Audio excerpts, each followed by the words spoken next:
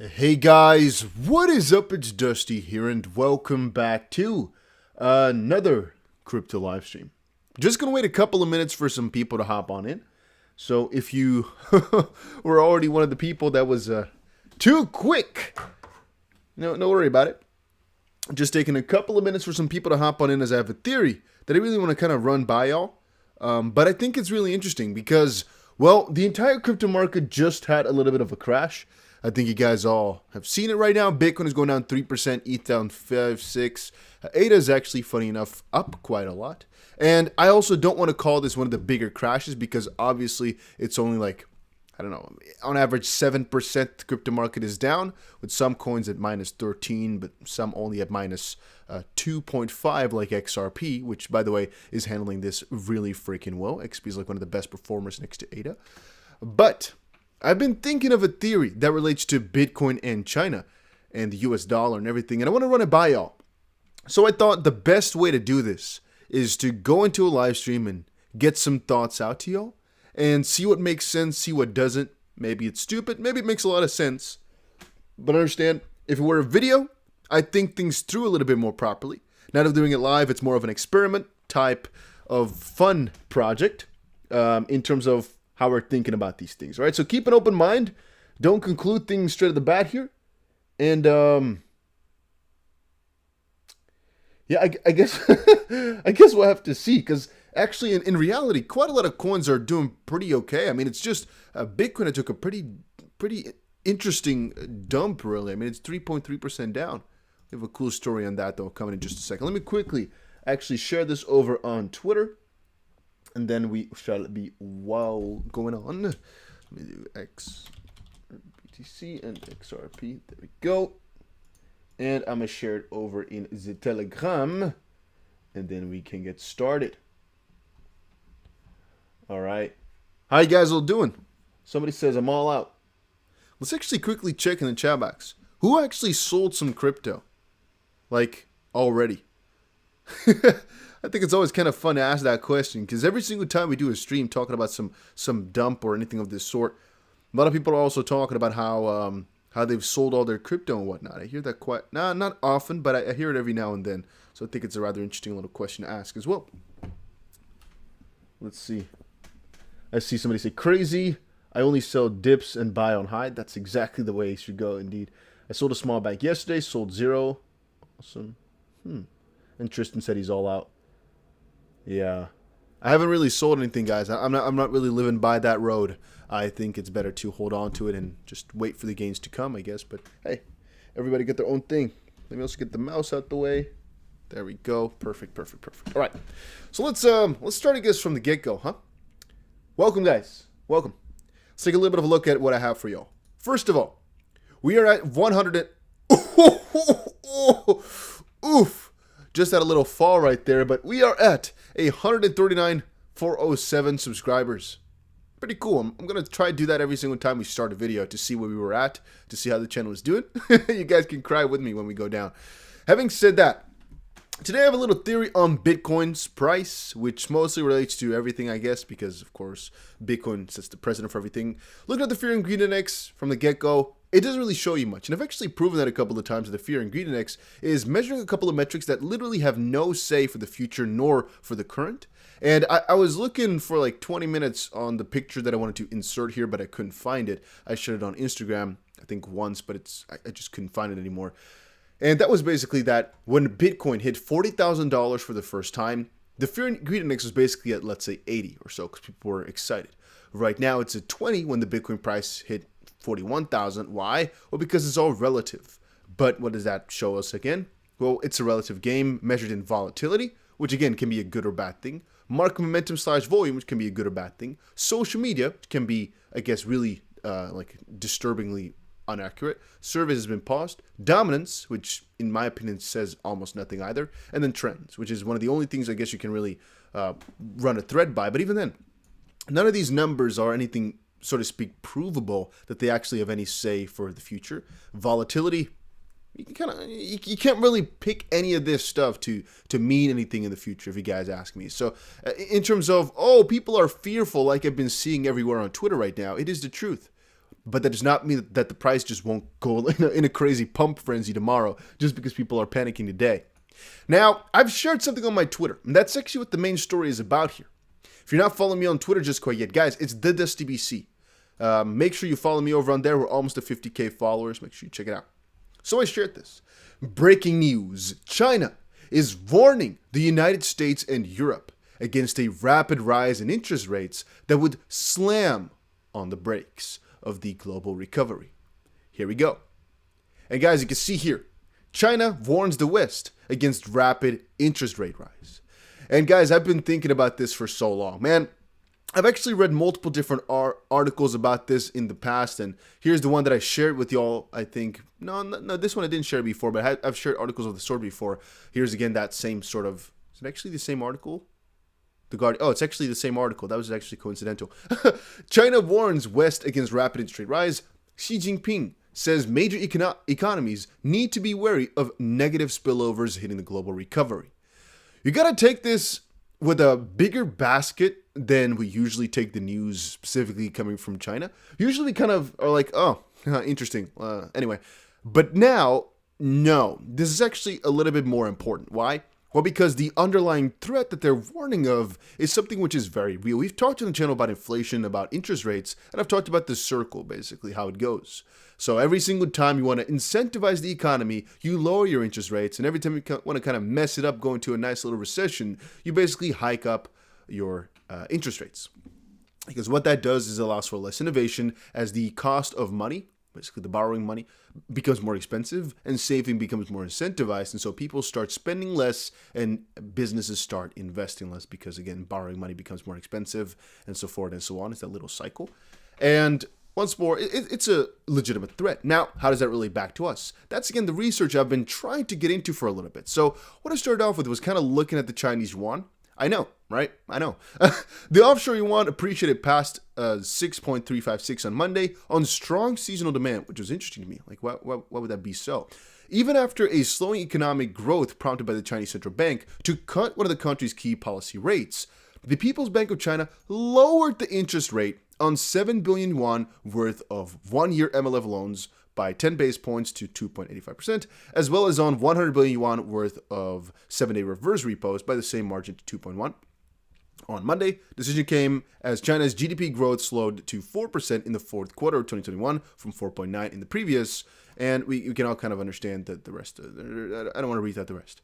However, I personally was kind of amazed by this, that I would kind of think like, China's just warning about that, and on the exact same day, China's currency is doing better relative to the dollar. And actually, ever since, I guess, last week or so, since the 6th, the Chinese yuan has actually been doing quite well in comparison to the US dollar, which has been peculiar. But I guess it's also because, obviously, the dollar had its time, and right now, I guess China has a couple of advantages. But how do we relate this back?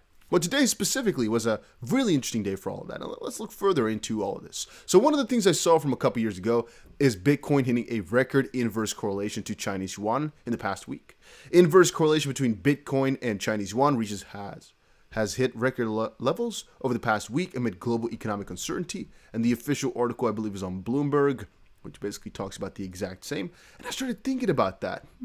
What is the correlation like for Bitcoin and the Chinese yuan? How would that continue on? And why would that be an inverse correlation? And how, well, when reading through it here, one of the things which they mostly call out is how the trading war between the US and China, here, inverse correlation has increased as trade relations have deteriorated.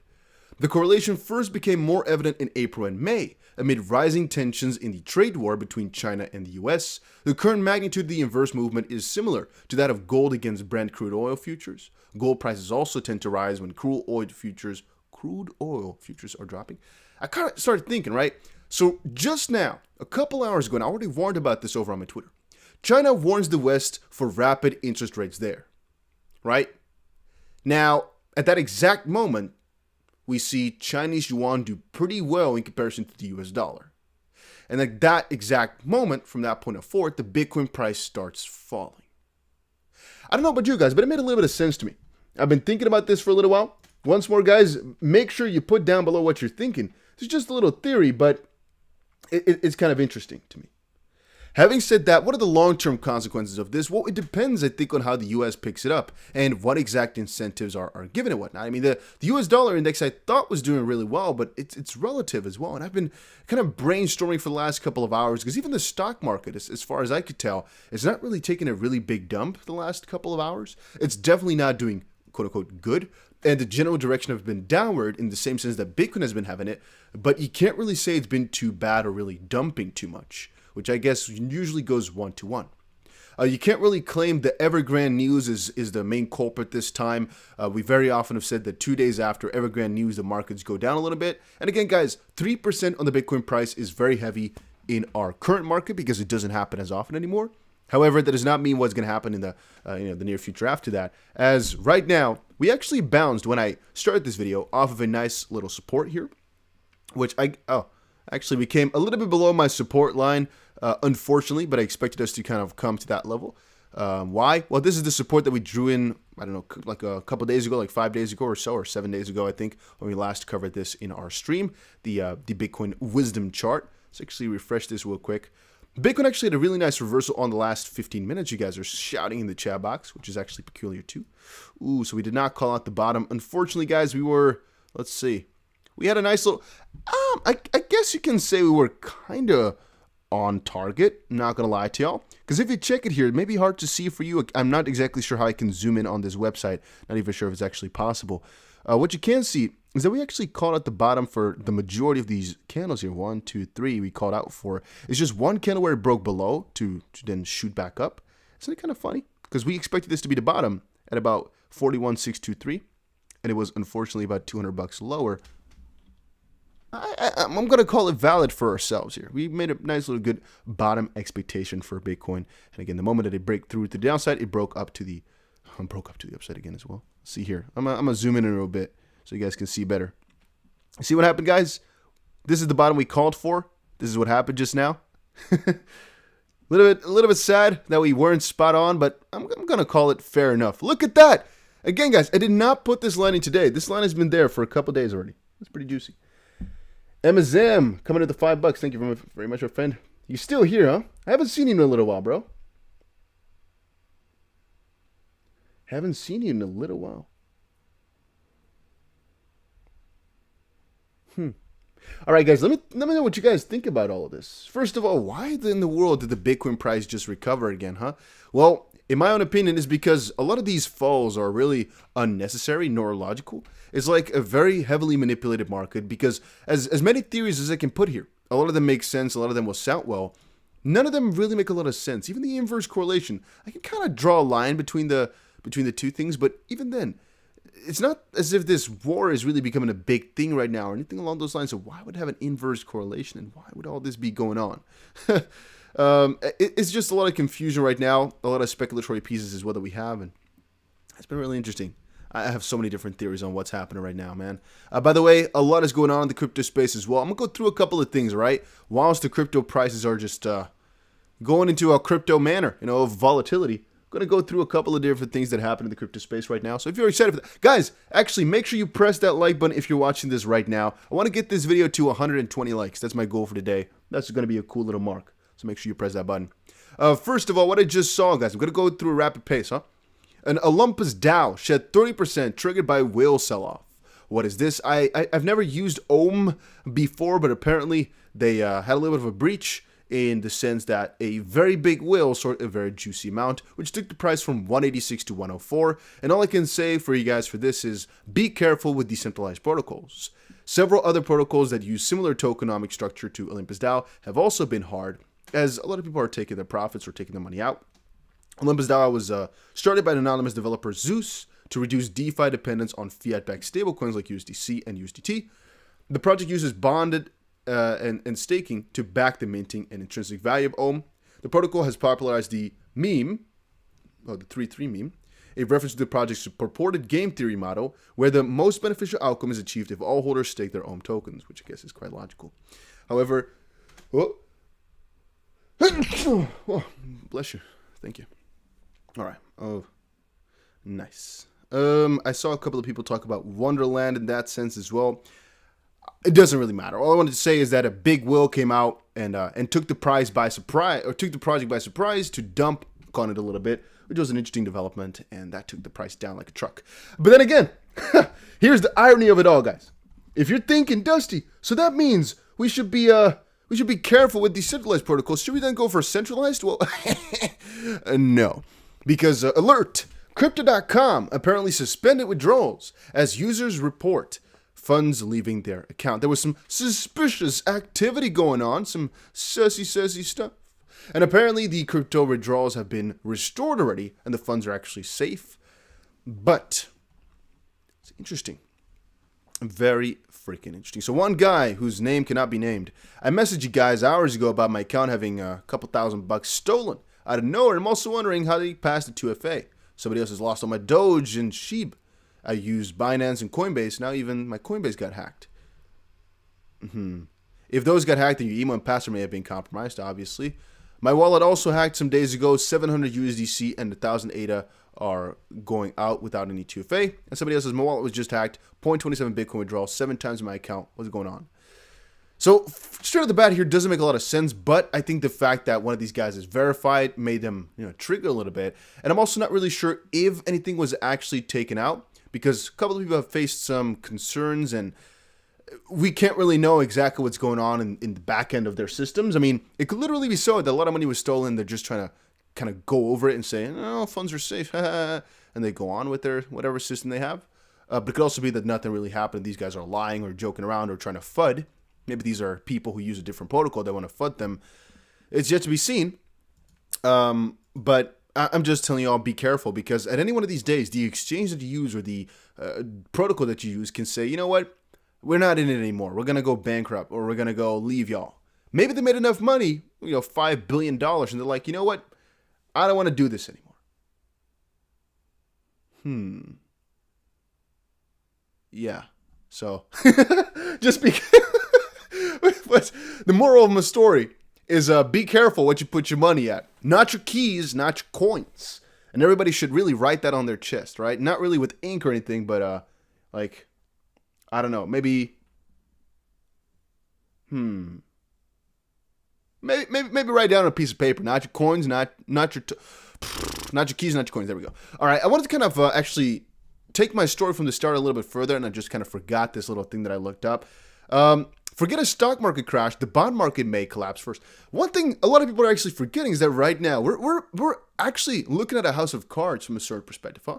I don't want to say we are in a situation like 2008, 2009, because it's significantly different, but from a certain perspective, we can see the start of a recession, or at least the start of a more negative time. And we can see it in every different sector around the globe, basically. Real estate is popping off too damn good, and every sector basically is doing so amazing. S&P making higher highs and higher highs. It's going absolutely mental. Bitcoin kind of doing the same. 2021 was a really crazy year. And so 2022, it's not that the year itself actually matters, but basically the timing, or fortunately, depending on how you view it, could be a pretty big reverse in a certain sense. As I just said, right? China's already catching on, saying, hey, y'all are doing some fishy stuff over there in the US, and be careful with the rapid interest rate rise. Because once more, guys, rapid interest rate rise. One thing you can do, by the way, if you're a homeowner, this is a little tip, not financial advice at all, but this might actually save you tens of thousands of dollars, potentially. Think about this for yourself really properly, right? I've actually told one of my friends' families here to think about it, and that's all I can say. Think about this. If you have a mortgage on your home, usually if you have a mortgage, you have the option of getting a variable rate or a steady rate for the next 10 years. I've actually talked to some of my friends to potentially look into setting it up for the next 10 years, because right now the interest rate is at one of the lowest points in a very long time. It's increasing, but potentially, if you lock it up, you will of course get a little bit of a higher rate than optimal, I guess, if it were to keep going down, obviously. But it might be significantly lower than where it can get to in the next 2 years or so if this pulls through and whatnot. And it's something to kind of think about. Obviously, the banks are not stupid, so your rate might already be increased a little bit. But you should think about that for yourself for a little second, right? Not a lot of you guys are homeowners, I don't think, with a mortgage, right? A lot of y'all are crypto multi-billionaires, obviously, so you don't, oh, which mortgage are we talking about? Dusty, I got 17. I understand. We all have the same problems, right? But I was just putting up the little ball out there. You know, I look out for y'all. When I'm thinking of something that might help somebody, I tell you. Once more, I hope it doesn't ruin your life. That's why you shouldn't take it as advice. You know, think about it though, right? Think about it, and then talk with your financial advisor or your husband or your queen. Pick some, all right, and think about it. Jonathan says it was 6.7 pre. Depending on what country you're in. Here I think it was like 3. Now I think it's like 2.5 or something. It's really low.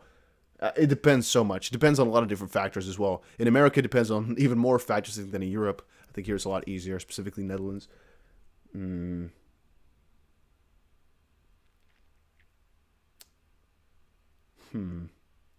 Okay, guys, I'm seeing a 3-lettered word that starts with the W. I don't want to really see that too much in the comments section in my chat box right there. I don't think the YouTube algorithm likes that too much. Guys, let's actually quickly check. How many of you guys are holding XRP in the chat box right now? We have 250 people watching, which is pretty exciting, actually. That's way more than I anticipated. Whenever I do a title like this, I always think, nah, nobody will show up. But I really vouch to make my videos as good as possible, as I possibly can. And for that, sometimes I have to put in a title that's not necessarily XRP related or Bitcoin related or anything like that.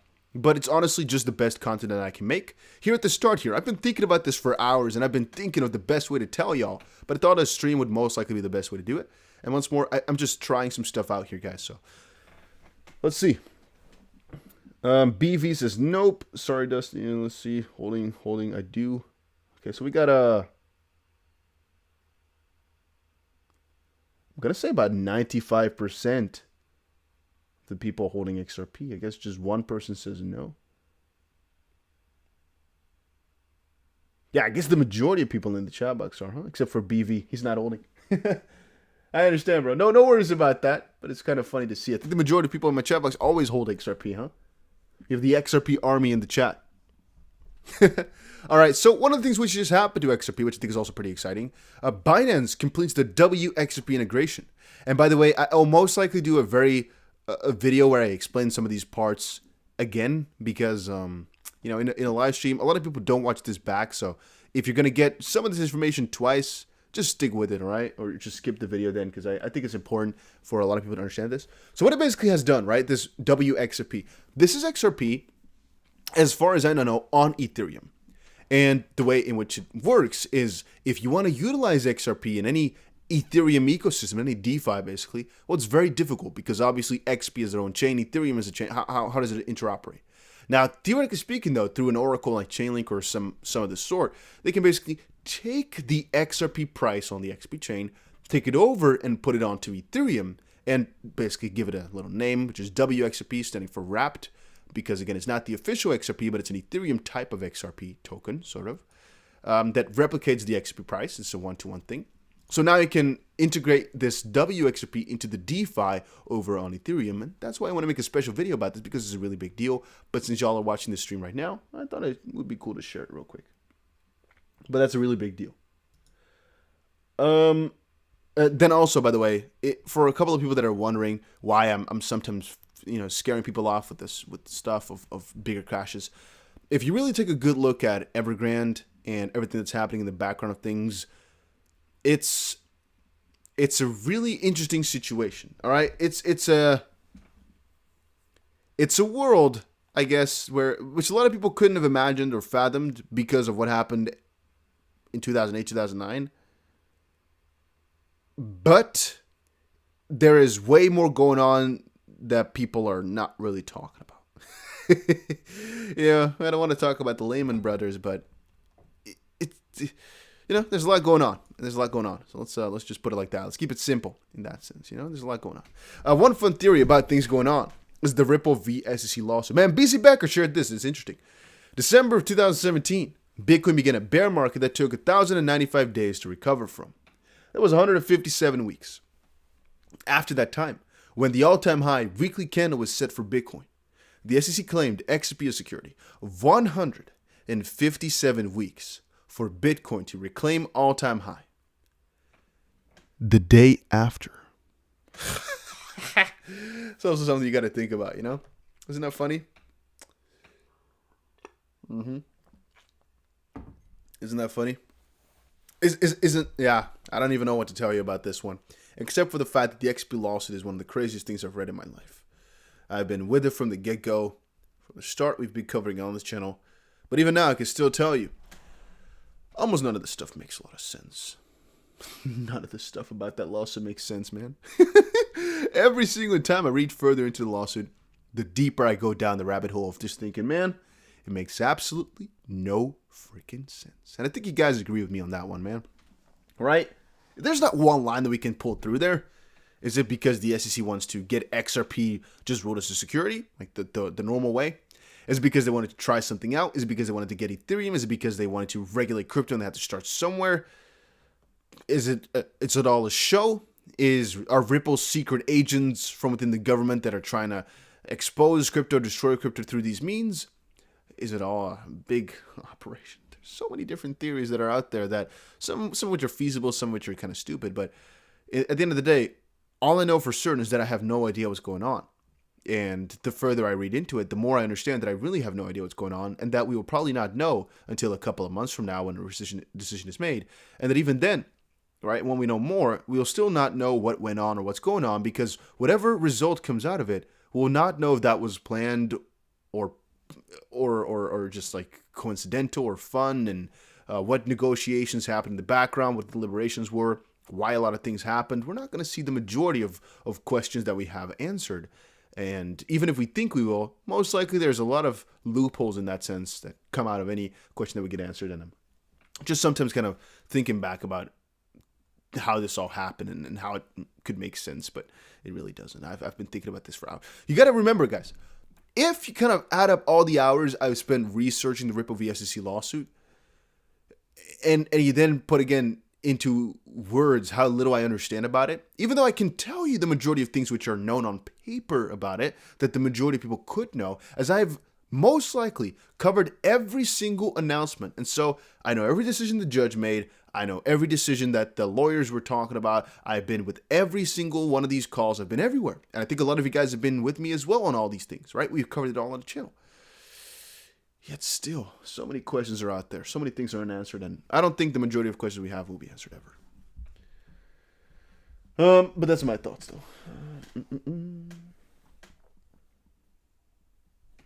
XRP says, it is to delay Ripple's progress while ETH attempts to figure out ETH 2.0. Another theory. Makes sense and also really doesn't.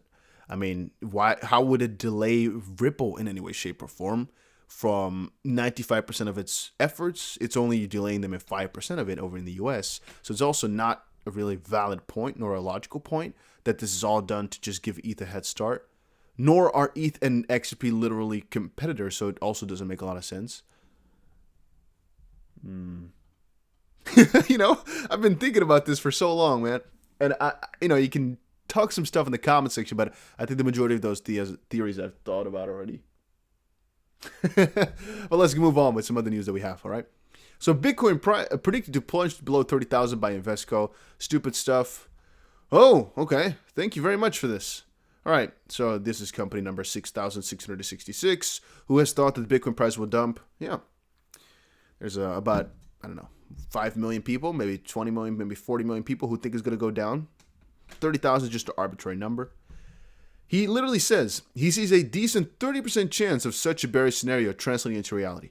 So ask yourself literally, right? If an analyst comes up to you and says, man, there's about a 30% chance that we're going to fall to this level, what can you do with that information, right? Because if he says that, what are you going to do? Are you going to cash out? Well, but there's a 70% chance that it won't happen. So then literally, if he's told you, all right, from the price at which we are right now, there's a 70% chance to go up, 30% chance to go down. What would you do? Well, you would most likely think the price would go up, right? However, he's skewing this story in making it as if it's a warning with a 30% chance of a bearish scenario happening. What? What can you do with this information then? Are you supposed to sell? Are you supposed to buy? He's calling it out bearish, but it's a bullish announcement. How does that make sense? All right. Once more, guys, I'm not the person who wants to kind of, crack down on people who write dumb stuff, because I've most likely made a huge amount of mistakes over in my videos and said a lot of dumb stuff. I've been talking for thousands of hours on this channel. I've made a lot of dumb mistakes and whatnot, but does not take away that this makes absolutely no sense. You guys are seeing what I'm seeing, right? And then another fun part here. The excessive exuberance in the crypto market reminds Jackson of the period on the cups of the Great Depression. The mass marketing of Bitcoin reminds me of the activity of stockbrokers in the run-up of the 1929 crash, which is a really interesting comparison. Largest crypto is trading slightly above the $42,000 level on major spot exchanges at press time. The hawkish pivot made the U.S. Federal Reserve is one of the key headwinds for Bitcoin at the moment. Central bank is expected to hike rates 3 times to maybe potentially 7 times, we don't know, throughout this year, exerting pressure on risk assets such as stocks and crypto, which is also not necessarily true because from a certain perspective, right, as the inflation is going up like crazy, you can kind of draw this line as far as you want to. Let me explain. I've talked to you guys before about monetary policy, right? Even fiscal policy, but in this case here, monetary policy. So, and things they can do to the money supply, interest rate, and everything to change up the economy. As I said at the start of the video, one thing they can do is, after seeing high inflation, which is usually a thing you want inflation from a certain perspective, but you want to keep it at a reasonable point so things don't get out of hand. You want inflation, though, instead of deflation, which we're not going to talk about right here. The interest rates, however, usually what you basically want to have is that there's a natural sense of inflation, so things are getting more expensive. You can keep these rates, interest rates, as low as possible, so you get the most flourishing economy in the world. Now, you might say that Bitcoin flourishes at times like that because when people have very low interest rates, they invest a lot, they emancipate a lot, they basically grow a lot and try out things and risk more because there's almost no risk, basically, right? You have a very low cost of money due to the low interest rate. However, you can actually put up the exact counter argument as well, that when the interest rates are really high, so when people are scared to invest money, when people are not really innovating, not really doing too much, that is also obviously the sign of a recession when things start to kind of be put in motion for that as they increase the interest rates. That's always a bad thing for economic purposes. Usually it kind of marks the top of the conjunctural switches. I'm not sure if that's the perfect way to say it in English, right? But like the top of it all. You can also say it as a really bullish argument for Bitcoin and for the crypto prices. As at the end of the day, what it does do as well is showcase, hey, the stock market is not reliable. It's going to go into a major crash. What is our safe haven? What is our best asset? Oh, like China says it, be careful of it. So what do you go for? Well, Bitcoin maybe, or crypto. Something to think about. A Ripple and XP Army given SEC hardest time in court ever. So one of the things I think was interesting as well is that a lot of people are not noticing how important the Ripple v SEC lawsuit is. And I can talk about this for hours and days and hours, but let's just put it on one little clear end, which is, well, there's a lot of Ethereum maxis who see XRP as kind of facing Ethereum, facing a little battle. There's a lot of XRP maxis who see Ethereum as like being a sham, scam, whatever. I'm in the middle saying I have no idea. But if we're talking about getting regulation for crypto out there, Ripple is spearheading everything. And the XP Army, like all of us, I guess, are also, I guess, help and aid in that and in kind of spreading awareness about this entire case and whatnot. As it's the first case that's of this magnitude. And it'll most likely be the most important one for a very long time in the crypto space as well. And every single decision that's made in this case here, that the judge makes, will most likely be used for every other crypto lawsuit from here on forward. Let's see the Bitcoin price actually, see how things move just now. I want to quickly see. Okay, so a little bit of a pump and dump scenario going on. Nothing too significant just yet. This is a 1 minute chart though, guys. I know, it's just for fun. Let's see this out. Let's check this out on the 15-minute chart. Okay, it worked. Yeah, I'm not sure. I don't think you can actually zoom in or out properly on this with your, you can only do this zoom, but I don't like that. But I'm not sure exactly if there's another way to zoom in or out. Yeah, we'll stick to this for right now. Let's move on with our news here. I know I'm a little bit slow at all of this, but stick with me, all right? We have a little bit more to go through. By the way, guys, make sure you press that like button if you're enjoying these videos. We have about... Let's check it out. Oh, I cannot see. How many likes do we have, guys? For some reason, it will not show me. Please let me know how many likes we at. I cannot see. I can only see it. So 1. Do we have 1 like? 100 likes? What do we have? Let's go through this a little bit quicker. All right, so we don't waste too much time. we talked about this. Binance to establish a crypto exchange in Thailand. Big news. Not necessarily the craziest of craziest. They're just making some steps in the right direction. They teamed up with the Thai billionaire Sarat Ratanavadi to set up a cryptocurrency venture in Thailand. Once more, making good steps toward the right direction. It does not mean too much just quite yet. We'll have to see how this goes on. We have Fidelity saying what we've been thinking. Countries and central banks will buy Bitcoin. Yeah, I think a lot of you guys also are on the same note of thinking, yeah, CBDCs are coming up, and a lot of countries are going to be buying Bitcoin because, well, we've seen the first couple of steps being made. Rio de Janeiro has done it. Miami and New York, I think, have also gone towards that direction. It'll keep expanding. You know, it's a time thing, but if we look further, yeah, if we look into the future for 1 year, for example, most likely there'll be at least 10 times as many places that have bought it, but most likely even more than that, maybe like 20. Maybe in total, like, let's say 30 places or so that have bought it. But it could actually go really exponential once, you know, the first 15 are out of the way. Then, Malaysian Central Bank actively assessing a CBDC. Wondering who they're going to choose to get this done, but it's a really big deal. It's not really a really big deal because every country will assess it. It's about getting the first steps in. India's Prime Minister calls for uniform approach to crypto regulation. We've talked about this 1,000 times. We don't know what India is doing right now. They're absolutely weird with their crypto regulations. No disrespect to India's Prime Minister or government or anything, but the rules about crypto are getting pretty confusing as they keep kind of going back and forth. And as far as I know, they have not made a decision just quite yet. Last month, we did have a little bit of a joke going around because the Prime Minister's Twitter account got hacked, which I sometimes wonder as well how that's possible, but okay. The kind of technology is associated with the decision taken by a single country will be insufficient to deal with these challenges. We have a similar mindset, talking about kind of like the world basically in handling this. But I do wonder exactly what will come out of all of this over the next couple of weeks over in India, because their regulation, of course, is going to be quite important to all of us. Then Binance apparently going through quite a lot of BNB burns. Obviously, just juicy stuff, not really too crazy, not too insane. Nicholas says Spirex SPA liquidity mining 250%. Yeah, maybe if you want that, check it out. Most likely very risky, but you know, I've never seen it before, never checked it out myself. Thank you for the $5. And we have, let's see here as well. Singapore bans cryptocurrency ads and promotion to public claiming it's high-risk investment. Yeah, I'm also not really sure that Singapore hadn't done this before. In my own head, Singapore had the really strictest rules on crypto a long time ago already. However, Singapore is really strange from a certain perspective because, as far as I know, here it says now, any service provider, company, agency, or large-scale middleman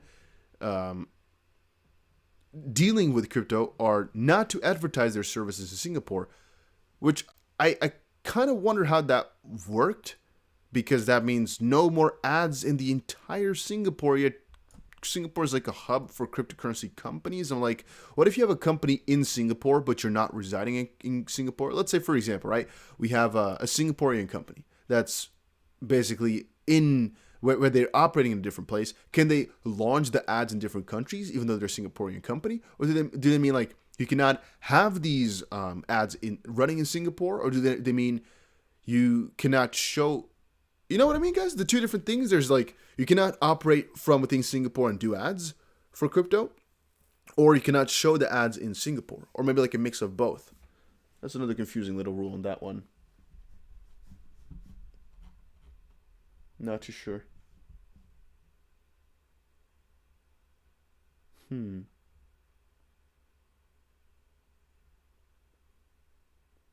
All right, but that's my thoughts. I think that's all the articles we have for today as well. So from the start here, let me know down below what you think about my little theory, about my little thoughts. At the end of the day here, guys, I'm also not 1,000% certain about all this stuff. I've just been thinking about it. What a crazy candle that was, though, guys. What a crazy pump, crazy reversal. Again, I'm going to say pretty spot on with the price that we expected it to happen on. You can see here, we called out for the bottom. And unfortunately, I wasn't quick enough with making the video before the recovery happened, but okay. And the recovery was a pretty strange one, I think. Even right now, I'm still a little bit confused in the way that this is happening here. But it usually happens in the exact same fashion. So let us see how this is going to play on over the next couple of hours. Let's see the crazy pump in the near future, because Bitcoin, of course, will be going up for longer periods of time. But I am wondering exactly what is pushing the price down, and I think my theory at the start makes a lot of sense. All right, guys, thank you all so much for stopping by and saying hi. If you haven't done it yet, guys, make sure you press the notification bell on. There are at least 2 more videos coming out later tonight. If you want to be, the first to see that, make sure you have the notification bell on. But another important reason to have it on is for what if, right? Listen carefully. What if the Ripple versus SEC lawsuit all of a sudden settles? If you don't have your notification bell on, it could be that you miss it because you're not notified. You can always decide to ignore the videos that I make. All rights to you to ignore something because you don't have time, you don't want to watch the subject because it's not interesting. Fine, I understand. But make sure you have the notification bell on so you at least have the choice to say, I want to ignore it, instead of not even seeing the title or seeing the stuff that's going on. Usually, I try to make my title indicative of something in the video, but very often your best chance is just look throughout the description because I put timestamps in. It's only sometimes that I forget or sometimes that something happens, but I try to put the timestamps into most of my videos. So, yeah. That was it for today's video, though. Hopefully, you guys all enjoyed it. If you did, make sure you press the like button and subscribe. And I will definitely see you guys again in another crypto video later today. And we're doing streams almost every single day from now on, as you guys know. So, I'm trying to keep it every day, but sometimes there's just not good stuff at the point which I want to stream. And then right now, for example, it's like 12 a.m., which is not optimal, but all right. Thank you all so much for stopping by, saying hi. Adios, amigos.